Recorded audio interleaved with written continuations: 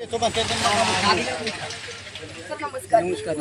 Sir काय झालं मीटिंगमध्ये? तुमच्या मीटिंगच्या स्टेटमेंटवर या सगळ्यांचा विश्वास आहे. आतापर्यंत त्यांना वेटीस धरून ठेवलंय की आज मीटिंग चालू आहे, आज मीटिंग. पण समजा सर एखादं वयोवृद्ध असेल, एखादं आजारी बाळ असेल किंवा असं जर परिस्थिती असेल आणि ते जर अन्न पाण्या वाचून जर गेलं, त्याला आपली सिद्धिविनायक गॅस एजन्सी किंवा महाराष्ट्र शासन जबाबदार.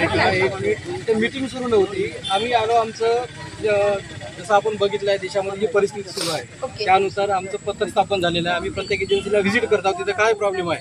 जसं आम्ही इथं आलं, इथं बघितलं की मोठ्या प्रमाणात लोक उभे होते. आम्ही त्यांना सांगितलेलं आहे की प्रत्येकाला डिलिव्हरी घरपोच मिळेल. ज्यांचं केवायसीचा प्रॉब्लेम आहे किंवा काही लोकांचं बुकिंगचा प्रॉब्लेम आहे त्या लोकांना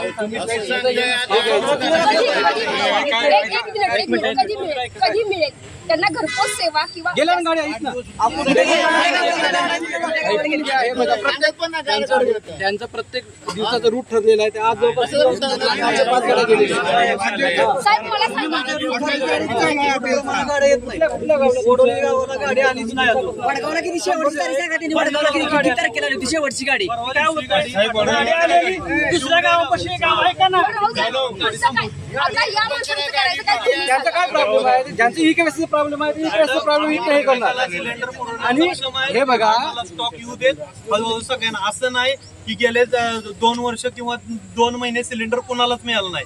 ज्यांना इकडे बघा मॅडम, यांचं बुकिंग पेंडिंग आहे टोटल 500. त्यापैकी यांच्याकडे 350 सिलेंडर आता प्रेझेंट आहेत. म्हणजे आजच्या डेट मध्ये 150 बुकिंग पेंडिंग असणार. कुठलं आजचं का? आमचं आता 8 दिवसाचं बुकिंग आहे.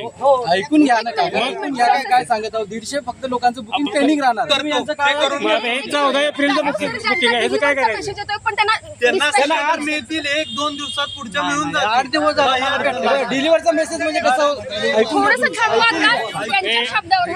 स्टॉक अवेलेबल नाहीये मॅडम. जसा तसा होत जाईल. असं नाही, एक पण नाही की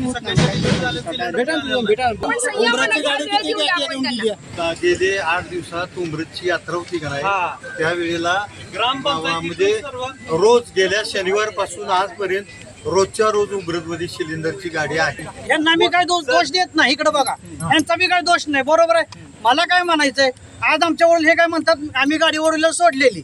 हे त्यांचं म्हणणं बरं झालं. शिवडा ऐका ना साहेब, 2 मिनिटं ऐका. तुम्हाला बी दोष देत ठरवत नाही मी.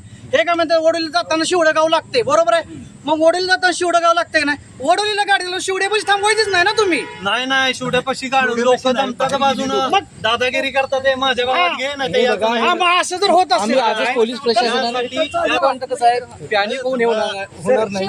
आपल्याकडे बघा, आता आम्ही या गॅसची तपासणी केली, त्याच्यामध्ये यांचं बुकिंग 500 पेंडिंग आहे. त्यापैकी 350 सिलेंडर यांच्याकडे आजच्या डेटमध्ये आहे.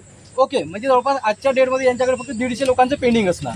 उद्या वगैरे लोड येणार, म्हणजे 150 ते 200 लोकांचं पेंडिंग बुकिंग हा फ्लो असणारच आहे. तेवढं त्यासाठी आपल्याला तेवढं संयम राखावेच लागणार. 2 ते 3 दिवस आपल्याला डिलिव्हरी मध्ये तेवढी गॅप असणार. या संपूर्ण वृत्तांताचं लाईव्ह चित्रण आपण पाहताय. आपल्या लोकप्रिय चॅनल सतर्क इंडिया आणि संपूर्ण महत्वपूर्ण अपडेटसाठी मुख्य संपादक विराट कदमसह संतोषी जगताप आणि सतर्क इंडिया न्यूज पाहत राहा. सतर्क इंडिया न्यूज, प्रत्येक पाऊल दक्षतेचं.